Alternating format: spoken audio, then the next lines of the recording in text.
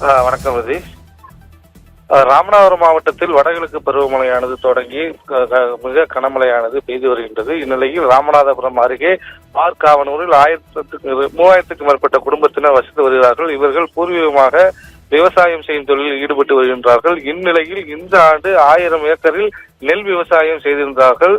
இந்நிலையில் வடகிழக்கு பருவமழை ராமநாதத்தில் பெய்த போது ஆர்காவனூர் பகுதியிலும் கடுமையான மழை பெய்தது. இதனால் அங்கு நெல் விவசாயத்தில் ஈடுபட்டிருந்த வயல்கள் முழுவதும் தண்ணீர் தேங்கி நிற்கின்றது. மேலும் கடந்த மாதம் அவர்கள் உழவு செய்து நெல் விதைப்பில் ஈடுபட்டார்கள். தற்போது அந்த பயிர்கள் முளைத்து வரக்கூடிய காலகட்டங்களில் கடந்த சில தினங்களாக பெய்த கனமழையின் காரணமாக வயல்கள் முழுவதும் தண்ணீர் தேங்கி நிற்கின்றது. இதனால் அந்த நெற்பயிர்கள் அனைத்தும் அழுகி விவசாயிகளுக்கு மிகப்பெரிய பாதிப்பு ஏற்படும் நிலை ஏற்பட்டுள்ளது.